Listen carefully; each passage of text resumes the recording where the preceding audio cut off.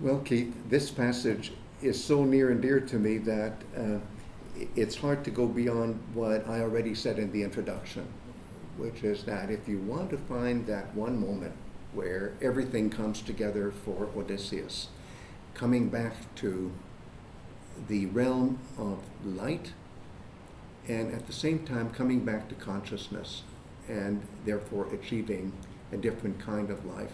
It's all there, but maybe it's the details that bring it together so beautifully. The synchronization of the coming of the morning star with the moment that Odysseus opens his eyes and he's actually achieved a homecoming. The synchronization of even the meanings of the words Noos and Nostos, since Nostos means not just a homecoming, but a return to consciousness. And since Noos is the consciousness, so the one place where Noos and Nostos, consciousness and return, converge perfectly is this place. And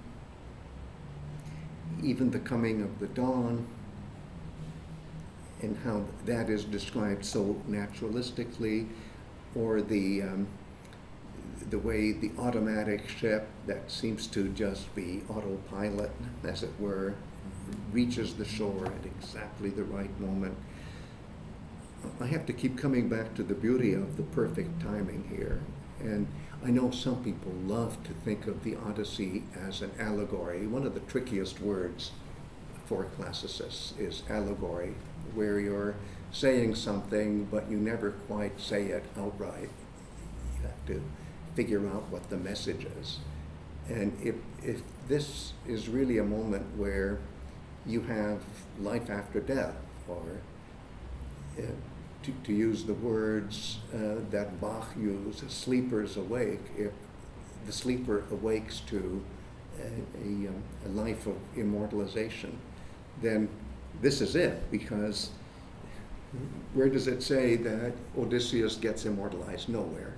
Where does this say that the path of the sun is the way to understand consciousness? All of that is not said, but the ingredients are all there. So that's why those of you who like to think of the Odyssey as an allegory can find everything coming together on your own terms.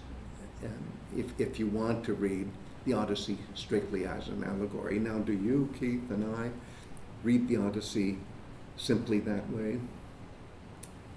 No. No. No.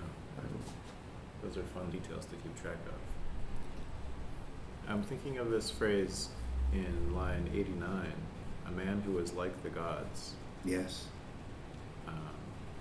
We've talked before about how heroes have an antagonism with a god who is like them. Yes. Is this cueing that kind of thought, do you think?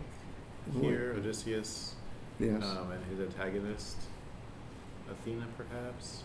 I Or think is this so. a nod towards post-death immortalization? It's a wonderful way to remember that throughout this man's life, he is in a tension, a dynamic tension with the forces of the cosmos, as exemplified by the gods. And it's almost as if maybe, just maybe, his journey is now ended, and that this figure who is always at some kind of level of tension with the divine order is going to find serenity. As it turns out, he won't, not yet.